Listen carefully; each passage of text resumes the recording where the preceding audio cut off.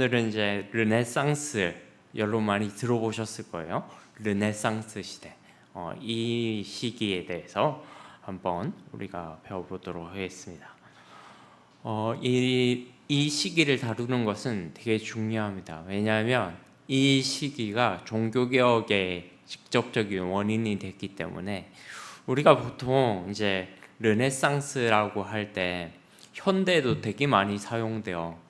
무슨 폭발적인 어떤 갑작스러운 부흥이나 전성기를 맞이할 때 되면 무슨 르네상스 이런 말을 많이 사용하거든요. 이 르네상스라는 말이 리 합성어예요. 리와 레이네상스라는 말의 합성어인데 딱 들어봐도 약간 프랑스 말 같죠? 예.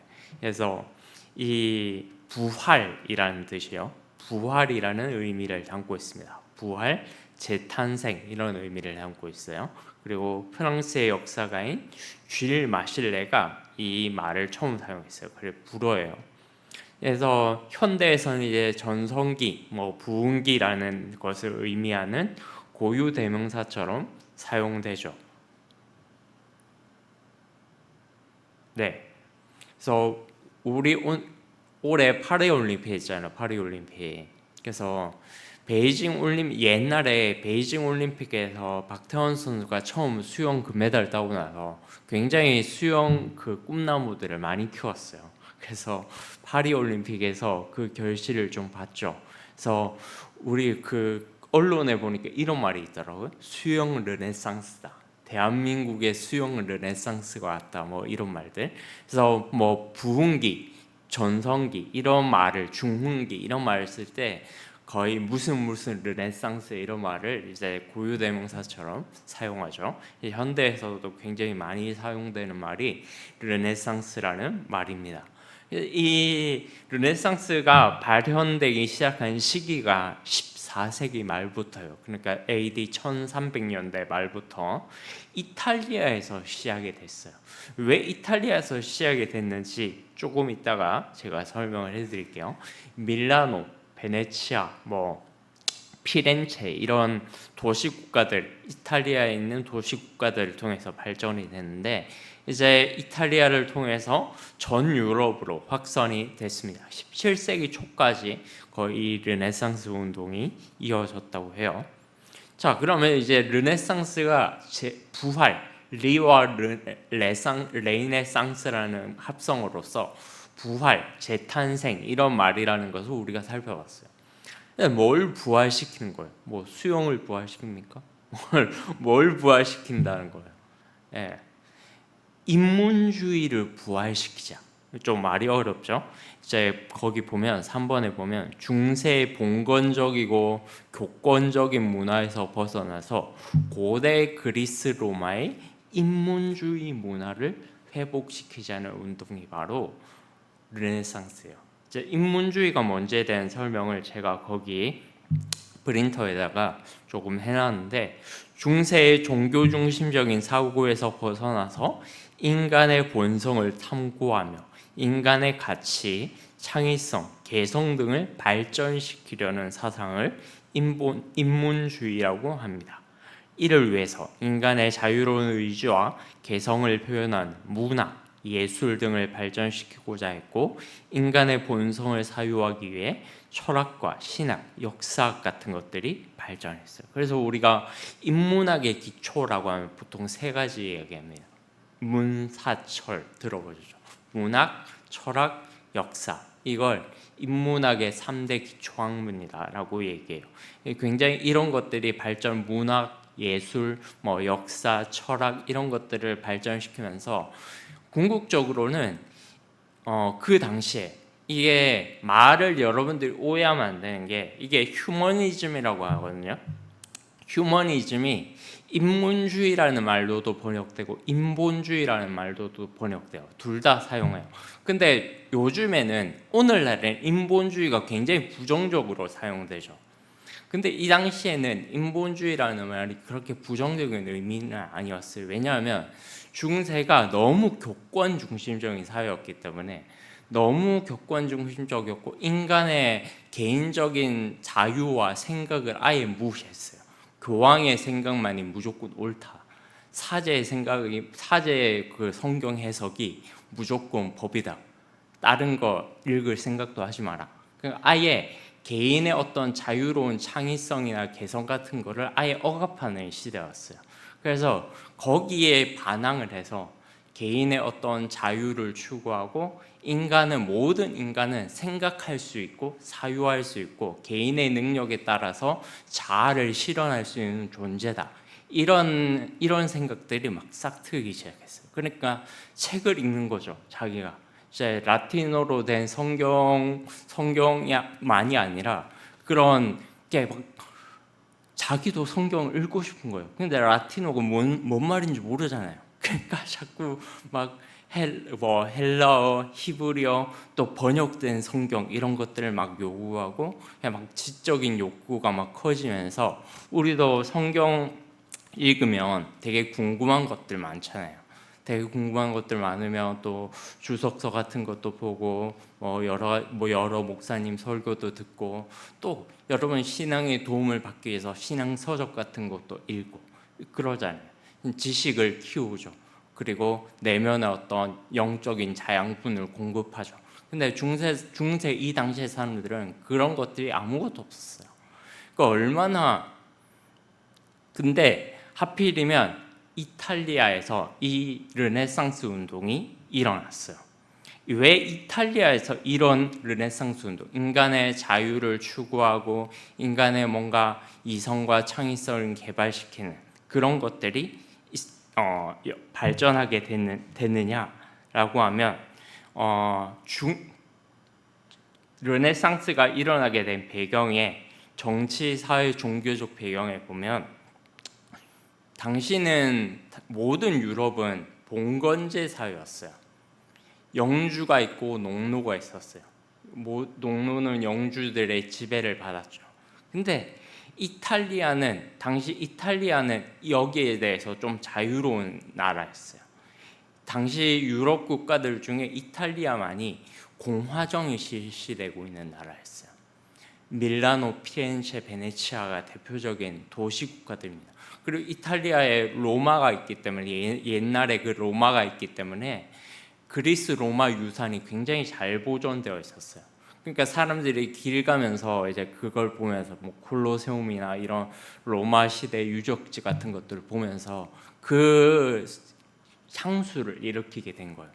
그립다. 저 로마 시대 우리 올림픽도 그리스 로마 시대에 처음 제정된 거잖아요. 그립다. 인간의 그 아름다운 가치, 예술, 이런 문학적인 표현 이런 것들을 자유롭게 할 수 있었던 그 시대가 그립다. 막 그런 그 고대 그리스 로마 시대의 그 순간들을 향수들을 불러일으키기 시작한 거예요. 그래서 마침 이 이탈리아에서는 봉건제가 힘을 쓰지 못했기 때문에 공화정이 실시되었고 아주 경제적으로 풍성한 나라였어요. 이 밀라노 특히 밀라노나 피렌체 이 지역이 그래서 굉장히 이 상업 무역을 통해서 부를 이룬 사람들이 많았어요. 여러분 이 중세를 공부하다 보면 그냥 스쳐서라도 이름 듣는 사람이 있을 거예요.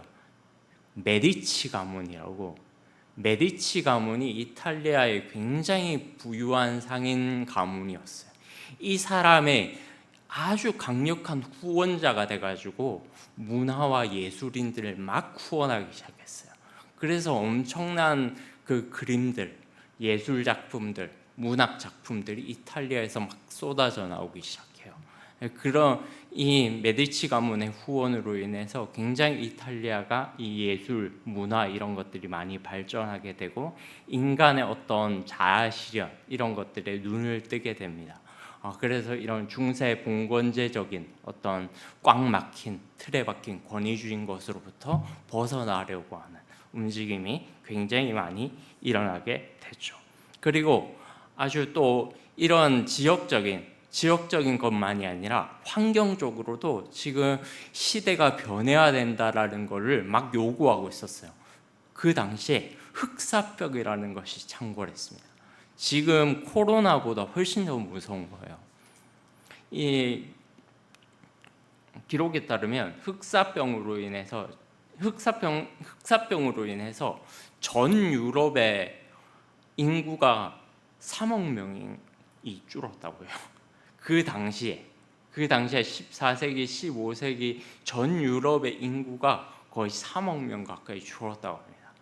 그냥 완전히 이제 경제가 박살이 나고 이 중세적인, 그럼에도 불구하고 이 중세의 그런 고리타분한 권위적인 사제들은 뭐라고 했냐면, 하나님이 일하신다, 그냥 굳세게 가져라, 믿음을 굳세게 가지고 담대해라. 그러니까 예를 들어 우리나라에도 코로나 처음 일어났을 때 그런 극우적인 교회들이 있었잖아요. 마스크도 쓰지 말고 손도 씻지 말고 하나님이 보호하사 우리 교회 만세 이렇게 하면서 그런 사람들이 똑같은 흑사병 창궐했을 때도 똑같은 움직임들이 있었어요. 중세 교회 대부분 그런 권위적인 교권 중심적인 그런 사람들이 하나님이 보호하시니까 안전하다, 너희들은 가만히 있어라.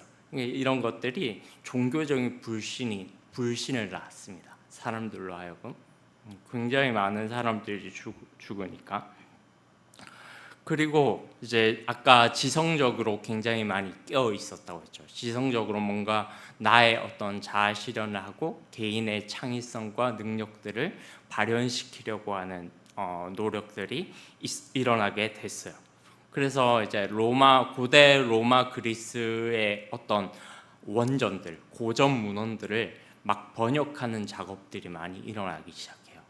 그때 나온 말이 아드 폰테스라고 하는 말이에요. 아드 폰테스, 원천으로 돌아가자, 이런 말이에요. 원천, 이게 르네상스 시기의 전체적인 슬로건입니다.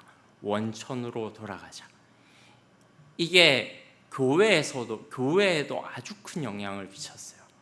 당시 교회는 무슨 성경을 읽고 있었을까요? 라틴어 성경을 읽고 있었죠. 일반 사람들이 이해할 수 있겠습니까? 기록에 따르면 사제들로 라틴어를 몰랐다고요. 사제들로 라틴어를 몰라가지고 그냥 선배 사제들이 알려준 거 있잖아요. 우리로 따지면 그냥 담임 목사님이 부목사한테 설교문을 써주는 걸, 설교문을 써주고 야 이대로 읽어 이렇게 말하는 걸. 똑같이 이제 그 당시에 사제들이 그런 식으로 설교를 했는 거예요. 자기들도 라틴어를 모르니까 선배 사제들에게 라틴어 설교문을 외워가지고 그게 무슨 뜻인지도 모르고 자기들도 그냥 달달 외워서 성도들한테 설교한 거죠. 거기에 무슨 말씀의 능력이 나타나겠습니까? 거기에 무슨 치유가 일어나겠습니까? 거기에 무슨 은혜가 있겠습니까? 정말 그냥 앵무새처럼 가만히 듣다가 한 시간 진짜 고문 당하고 오는 거죠. 진짜 영적인 폭력을 당하고 오는 거죠. 그러니까 너무 이 사람들이 그 당시에 이제 중세 이런 라틴어 성경이 아니라 모든 성도들에게 성경을 읽게 해야겠다. 모든 성도가 성경을 읽고 그 성경을 통해서 하나님의 뜻을 알 권리가 있다. 이런 엄청난 생각을 가지신 아주 귀한 분들이 이 르네상스 시기에 일어나기 시작합니다. 우리가 흔히 종교개혁자라고 부르는 분들이죠. 이런 사람들이 이 르네상스 시기의 그런 사회적인, 경제적인, 종교적인 이 배경들로 인해서 교회에까지 이렇게 영향을 미치게 됩니다. 그중 대표적인 사람이 에라스무스라고 하는 분이에요. 들어보셨나요? 에라스무스라고 하는 분인데, 이분이 라틴어 성경을 읽다가 오류를 발견한 거예요. 이게 실제로 그리스 헬라어하고 대조해 보니까 오류가 있는 거예요. 그것도 많은 거예요. 대표적으로 그 마태복음 4장 17절에 보면 회개하라, 하나님의 나라가 가까웠다, 이렇게 말씀하시는 부분이 있어요. 근데 라틴어 성경에 뭐라고 번역했냐면 회개하라, 이 말을 고해하라 이렇게 말하는 거예요. 고해하라, 하나님 나라가 가까웠다. 의도적으로 번역한 거예요. 고해는 신부한테 하는 거죠. 신부한테 고해를 하면 하나님 나라가 가까워진다. 그러니까 신부가 천국이 성도와 하나님 나라, 성도와 하나님을 연결시키는 매개체가 신부라는 걸 이 성경의 번역 속에 은근히 강조한 거죠. 이게 틀렸다라고 말한 거예요. 이게 헬러 성경 원전에 의거해서 볼 때 고해하라는 말이 번역이 완전히 잘못됐다라고 주장했고, 회개하라, 천국이 가까웠다, 이렇게 주장해야, 이렇게 번역해야 맞다라. 그러니까 이게 그리스어 신약 성경을 보니까 라틴어 성경이 너무 오류가 많고 이런 것들을 발견하고 충격을 받은 거예요, 에라스무스가. 그래서 안 되겠다, 원전으로 돌아가자. 아드폰테스 원전으로 내가 돌아가서 정말 이 1세기 헬라어 원본을 부지런히 연구해서 성도들에게 하나님의 참 뜻이 무엇인지를 가르쳐야겠다라고 생각해서 1516년에 이 사람이 헬라어 성경을 이제 번역하죠. 라틴어 성경이 아니라 헬라어 성경에서 직접 번역을 하는 작업을 합니다. 혹시 사진 없나요? 에라스무스 그 번역이 있을 텐데. 사진 없어요? 네. 저거는 이제 구텐베르크인데요. 제가 설명을 띄워놓고 갔군요. 4번에 보면 금속 활자 인쇄술 발전 있죠. 이 르네상스 시대에 대표적인 사회를 완전히 바꾼 배경이 바로 인쇄술의 발달입니다. 사실 인쇄술 자체는 그 이전에도 있었어요. 그 이전에 중세 시대에 쓰이던 인쇄술이 뭐였냐면 목판 인쇄술이었거든요. 그냥 이제 종이에 이제 글을 써가지고 직접 필사를 하는 거죠. 직접 필사를 하고 먹으로 이제 바르고 이제 찍어내서 이제 복사를 하는 거예요. 목판 인쇄술. 우리나라 목판 인쇄술의 최고봉, 우리나라 최초의 목판 인쇄술은 뭘까요? 상식 퀴즈. 우와, 어떻게 하셨어요? 와, 커피 사드릴게요. 해인사 8만 대장경판이 우리나라 최초의 목판 인쇄술로 찍은 겁니다. 이 구텐베르크가 이 목판 인쇄술을 보고 나니까 너무 답답한 거예요. 진짜 책 한 권 읽으려는데 진짜 한 달이 넘게 걸리는 거예요. 책 한 권 인쇄하려는데. 그러니까 너무 답답해가지고 뭔가 좀 효율적인 인쇄술이 없을까 고민을 하다가 만든 게 바로 금속 활자 인쇄술이에요. 금속 활자 인쇄술. 옛날에 거의 타자기 비슷한 걸로 이제 그 글자 하나 하나를 이제 자음별로 해체를 시켜가지고 이렇게 복사를 하면 그 복사본이 잃어버리지 않는 한 계속해서 찍어낼 수 있는 거예요. 그 하나만 가지고 있어요.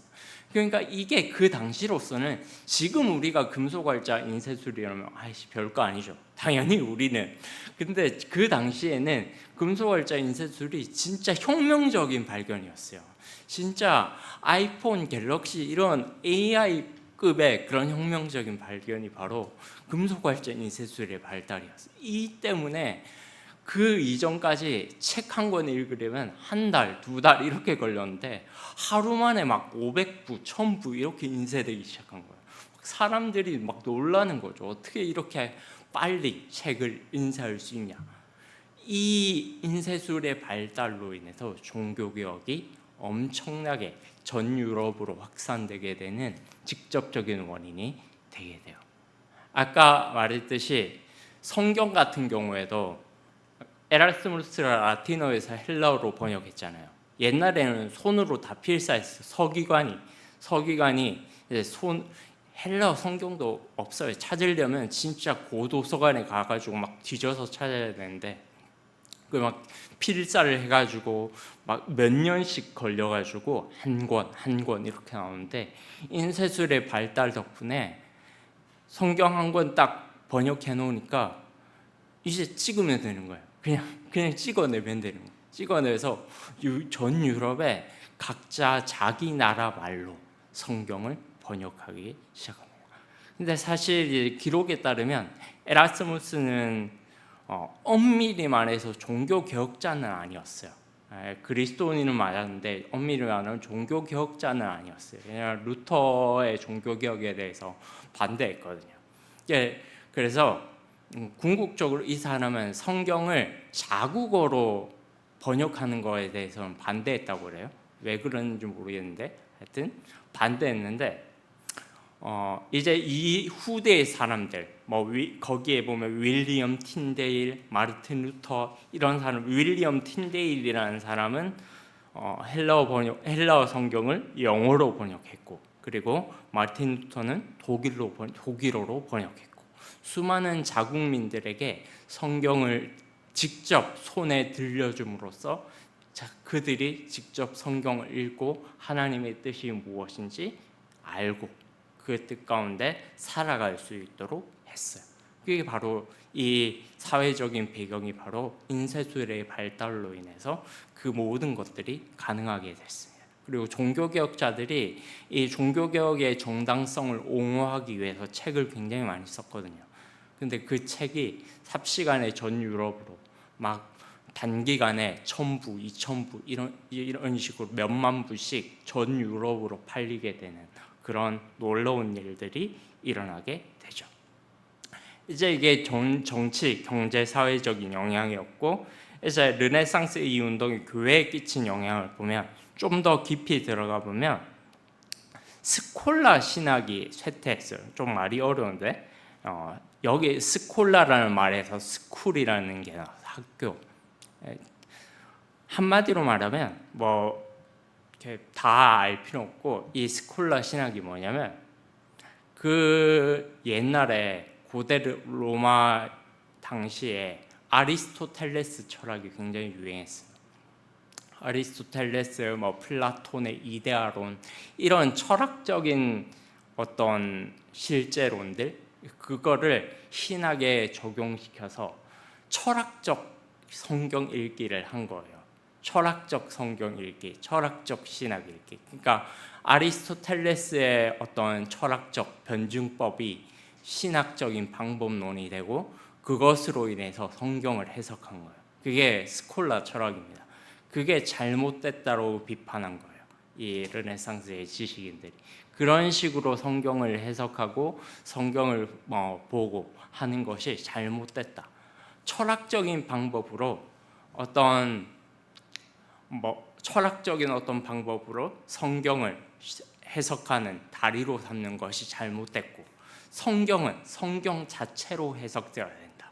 이게 굉장히 종교개혁자들의 아주 중요한 주장이거든요. 그래서 이 스콜라 철학을 비판하기 시작했어요. 쇠퇴하기 시작했고 아까 말했듯이 성경을 라틴어가 아니라 원어로 읽고 연구하기 시작했고 이제 에라스무스가 신약 성경을 헬라어로 번역했죠. 그래서 틴데일이나 마르틴 루터 같은 사람들이 영어와 독일어, 자국어로 번역하기 시작했습니다. 네, 이제 현대적 적용을 한번 보겠습니다. 적용이 되게 중요하죠. 이런 것들이 우리한테 무슨 상관이 있냐? 지금 우리 오늘날에 르네상스가 어쩌고 이런 것을 배우는 게 무슨 소용이 있냐? 아주 중요한 의미가 있습니다. 21세기 이 르네상스 그리스도인으로 살아가도록 하는 것. 21세기의 그리스도인들이 르네상스적인 지식인으로 회복되었으면 좋겠다라는 생각이 있어요. 뭘 되게 지식적으로 막 풍성하게 지적인 욕구를 채우는 이게 아니라 첫 번째 보면 성도 개개인이 성경을 연구해야 됩니다. 이게 르네상스의 아주 핵심이에요. 원천으로 돌아가자.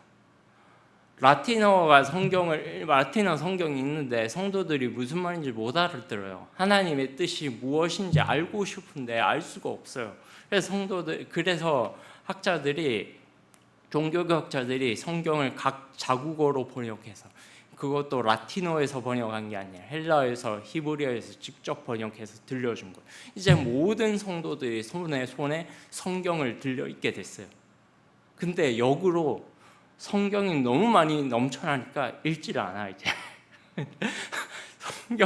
성경이 너무 많이 범람을 해가지고 이제 읽지 않아요. 그냥 이제 뭐 오면 PPT에 다 띄워주고 뭐 폰에도 다 있고 뭐 이러니까 그냥 이런 성경책 한 권 읽는 집도 사실 없는 지경이 많아요.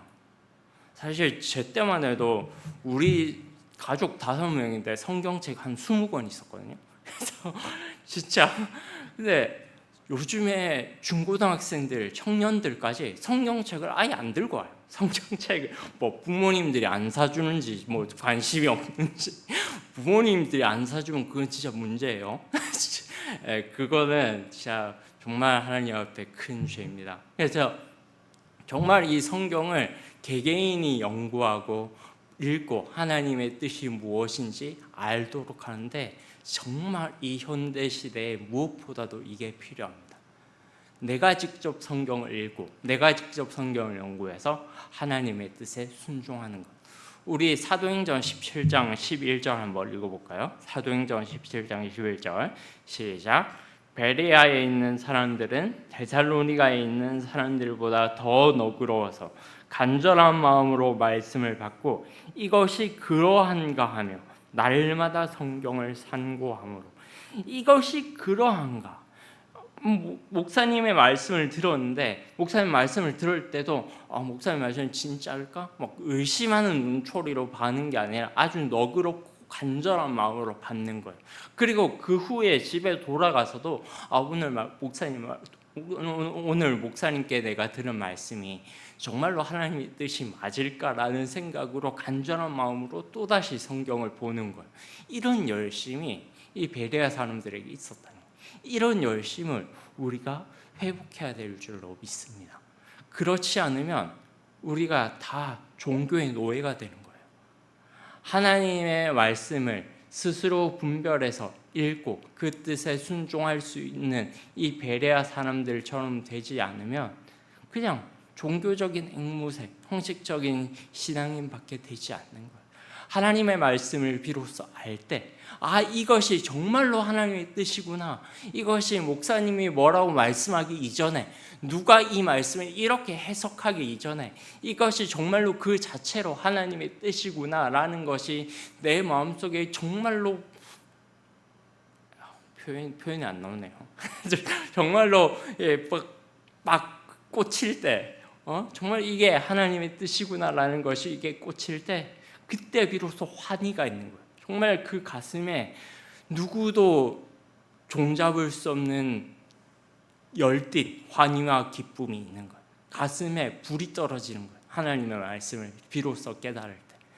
하나님의 말씀을 비로소 깨달을 때 내가 신앙생활을 하는 이유를 찾게 되는 것이고 내가 이 땅에 살아가는 목적을 찾게 되는 것이고 하나님의 말씀을 깨달을 때 이 모든 삶의 가치가 완전히 재편성되는 놀라운 일들이 일어나게 되는 것이죠.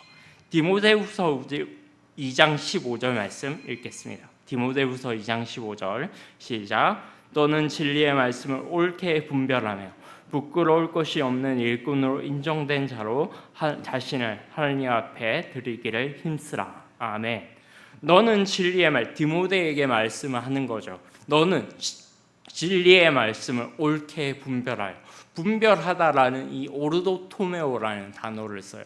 오르도토메오가 길을 낸다라는 말이에요. 길을 낸다. 길이 없는 곳에 길을 깎아서 내는 거예요. 일로 가라고 성도들에게 안내를 해주는 거죠. 목회자는 그런 역할을 하는 겁니다. 옳게 길을 내야 돼요. 복음서에 보면 이런 말씀이 있죠. 맹인이 맹인을 인도하며 둘 다 구덩이에 빠진다고.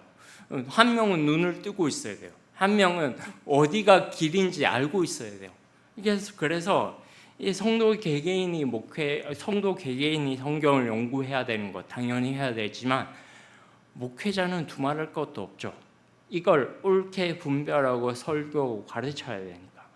사실 제가 그래서 이 밑에다가 신학교의 질적 수준을 높여야 된다 이렇게 적었다가 저 같은 것이 뭘 이렇게 거창한 말을 할까 해서 그냥 지웠어요. 근데 정말 이 신학교를 위해서 기도해 줘야 돼요.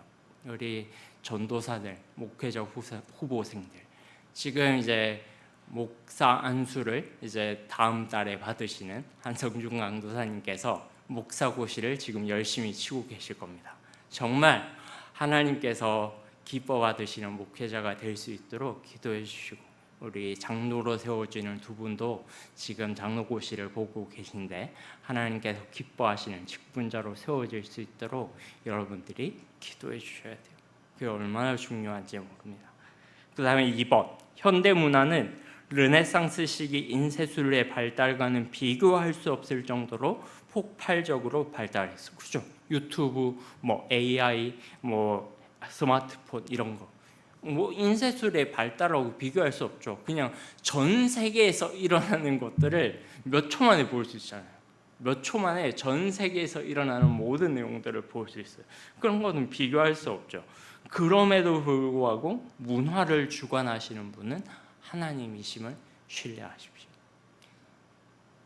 문화를 무조건 나쁘게만 보는 사람들, 이런 AI의 발달이나 어떤 인터넷 기술의 발달이나 스마트폰의 어떤 혁명적인 발달, 이런 것들을 교회의 적으로만 보는 분들이 있어요.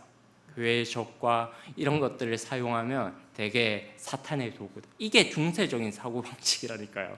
이게 중세의 사고방식이에요. 그러니까 이런 것들로부터 벗어나서 우리가 이런 것들을 어떻게 선용할 수 있을지, 아무리 문화가 인간의 힘으로 인해서 발전한다 하더라도 그 문화를 주관하시는 분은 하나님이에요. 그러니까 이런 문화를 어떻게 우리가 선용할 수 있을지를 고민하는 것이 오늘날의 교회의 숙제라고 생각합니다. 제 AI 챗 GPT로 그 설교 준비 되게 도움 많이 받아요. 물론 이제 처음부터 끝까지 다 뺏기면 안 되지만 직접 목회자들이 연구해야죠. 헬라어와 히브리어와 이런 것들 연구해야죠. 근데 되게 도움 많이 받아요. AI 같은 게. 종이책으로 읽을 때 굉장히 한계가 많이 있거든요. 책을 읽다 보면 똑같은 책은 있는데 그 책 내용 안에서도 모르는 내용이 나오잖아요. 어떤 르네상스라는 주제로 책을 읽었어요. 그럼 막 설명하다가 뭐 인문주의라는 말이 나왔어요. 그럼 인문주의가 무슨 말인지 몰라요, 저는. 근데 인문주의라는 말을 설명 안 하고 그냥 넘어가요. 그럼 나는 무슨 말인지 모르잖아요. 근데 그 AI에 르네상스에 대해 알려줘 이러니까 다 나와요. 쫙 다 나와요. 인문주의가 무슨 말인지 나오고, 그 다음에 뭐 어떻게 발전했는지 나오고 다 나와요. 얼마나 좋은 세상입니까? 얼마나 편한 세상입니까? 그러니까 이런 것들을 우리가 어떻게 선용할 수 있는지, 어떻게 교회에서 잘 활용할 수 있을지를 전수해 주는 역할이 되게 중요하다고 생각합니다. 지금 우리 총신대에서도 그 AI를 신학 교육에 어떻게 잘 이용할 수 있을지 되게 연구가 활발히 일어난다고 들었어요. 우리 김희석 교수님이라고 되게 구약에 좋은 교수님이 있는데 그분이 되게 연구를 많이 하시나 봐요, 지금. 하여튼 신학교 안에서도 이 AI 기술을 사용해서 어떻게 좀 신학 교육이 활발하게 일어나고 이제 목회자들의 설교에 도움이 줄 수 있을까, 가르침에 도움을 줄 수 있을까, 이런 것들이 되게 많이 일어난다고 해요. 유튜브, 저는 그 요즘에 옛날에 제 때는 그 꿈이 건물주였는데 직업 1위가 유튜버래요. 유튜버. 네, 유튜버 많이 됐으면 좋겠어요. 저는 유튜버 많이 됐으면 좋겠어요. 근데 돈을 벌기 위해서 유튜버가 되는 게 아니고 컨텐츠가 되게 중요하죠. 그 컨텐츠를 정말로 교회를 위해서 어떻게 유익한 콘텐츠를 사용해서 이 유튜브를 통해서 정말 많은 사람들에게 유익을 끼칠 수 있을지, 이런 거 많이 고민해 보세요. 이런 거 많이 고민해 보시고, 유튜버 되겠다는 아이들이 있으면 그게 뭐야 이러면서 물리치지 마시고 되게 좋은 유튜버가 될 수 있도록 기도해 주시고, 그런 콘텐츠들을 잘 개발할 수 있도록 도와주세요. 정말 그리스도인으로서 어떻게 이 세상에서 이바지할 수 있을까. 그리고 3번에 보면 성경적 세계관, 기독교 세계관을 삶의 각 영역에서 구체적으로 실현시키고자 하는 노력이 필요합니다. 우리 창세기 1장 28절 한번 읽어볼까요? 창세기 1장 28절 시작. 하나님이 그들에게 복을 주시며 하나님이 그들에게 이르시되 생육하고 번성하며 땅에 충만하라. 땅을 정복하라. 바다의 물고기여 하늘의 새어 땅에 움직이는 모든 생물을 다스리라 하시니라. 아멘. 하나님께서 우리에게 자유의지를 주셨어요. 아담은 첫 창조하셨을 때 아담은 정말로 완전 무결한 존재였어요. 물론 선악과를 따먹을 수 있는 가능성이 있었죠. 근데 하나님께서 이들에게 복을 주셨어요. 모든 것을 다스리고 모든 것을 먹고 모든 것을 누리라 라고 하는 사명을 주셨어요. 이거를 좀 어려운 말로 문화명령이라고 합니다. 이 세상을 하나님의 가치관으로, 성경적인 가치관으로 채워나가라는 거예요. 땅을 정복하고 다스리라. 포괄적으로 권위적으로 막 죽이고 정복하고 이게 아니라 하나님의 말씀으로 이 세상을 정복하라는 거죠.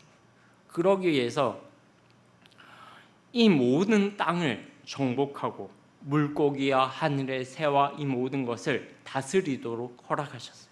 그러니까 이 모든 세상이 하나님께서 원래 우리에게 주신 터전이에요.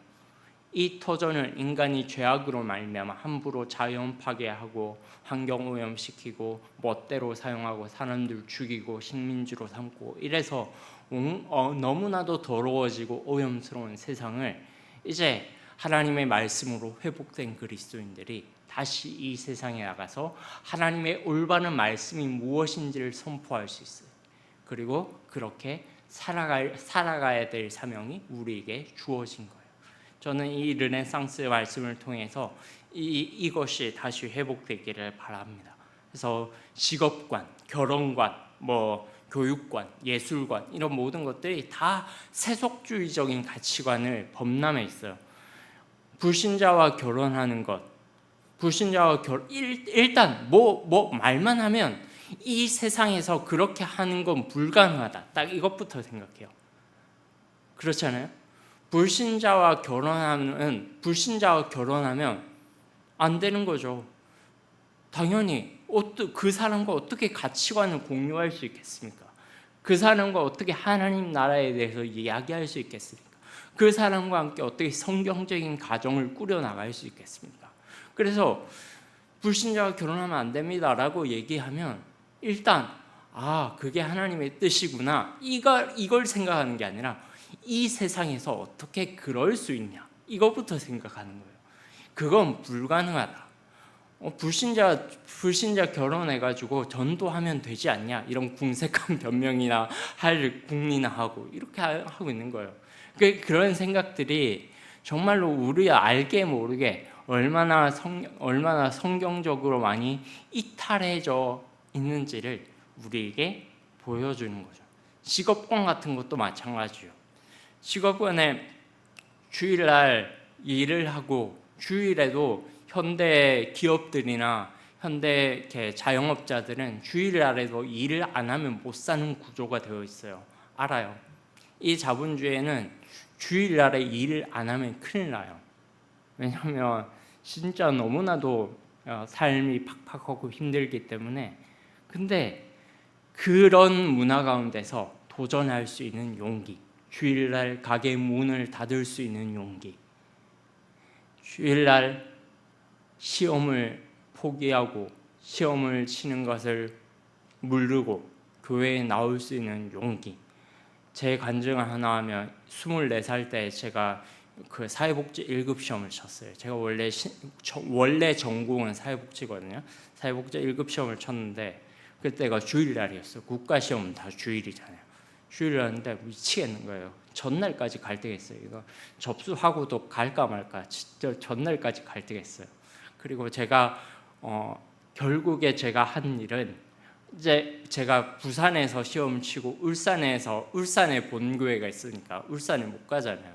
그러니까 전화를 했어요. 제 친구들한테, 부산에 사는 제 친구들한테 전화를 해가지고 시험 끝나는 그 시간에 청년부 시간이 몇 시인지 다 전화했어요. 다 전화해서 제 시험 끝나자마자 바로 뛰어나갔어요. 제 시험 치는 순간에도 빨리 끝나라. 진짜 농담이 아니고 그냥 있으라고 할 말이 아니고 제가 그때 그 시험 치기 한 2년 전에 22살에 굉장히 예수를 뜨겁게 만났거든요. 진짜 막 가슴 벅찬 그런 즐거움이 있는 거예요. 근데 이놈의 시험 때문에 교회를 못 간다는 거 제가 있을 수가 없는 일이었어요. 이제는 더 이상 그 교회를 가는 것이 부모님의 어떤 설득이 아니라 저에게 도저히 주일날 교회에 빠지는 것은 불가능할 정도가 된 거예요. 그러니까 시험이 있는데 진짜 이게 미치겠는 거예요. 그러니까 그 친구한테 다 전화해서 그 예배 시간 딱 한 다음에 시험 눈에 안 들어왔어요. 그냥 다 찍었어. 그냥 빨리 끝나고 교회 가야지. 빨리 끝나고 교회 가야지. 땅 치자마자 근데 이렇게 말하면 되게 공부 되게 열심히 안 하고 이렇게 했다고 생각했는데 합격했어요. 딱 펜을 딱 놓는 순간에 합격이다 이런 마음의 안도감이 들면서 딱 시험관 앞에 제출하고 바로 뛰어나갔죠. 교회로 택시 이러면서 그런 열정들이 우리 안에 회복됐으면 좋겠습니다. 정말로 우리가 이 21세기에 그리스도인으로 산다는 것이 얼마나 어렵고 힘든지 알아요. 이 자본주의 사회에서 그리스도인으로 산다는 것이 얼마나 힘들고 어려운지 알아요. 근데 그것이 우리 시대에 주어진 도전 과제예요. 우리 21세기 사회를 살고 있는 우리 시대에 주어진 신앙적인 도전 과제예요. 각 시대마다 하나님은 그 각 시대에 맞게 도전 과제가 있어요. 근데 21세기 우리 지금 사회에 살고 있는 사람들에게 주어진 도전 과제는 바로 이런 거예요. 이 세속적인 사회에서 우리가 어떻게 그리스도인으로 살 것인가? 우리가 어떻게 르네상스적인 그런 가치관을 회복하고 이걸 교회 안에서 더 풍성하게 뿌리 내릴 수 있도록 할 것인가? 이 생각을 가지고 하루하루 살아가시는 우리 멋진 그리스도인들 되시기를 주님의 이름으로 축복합니다.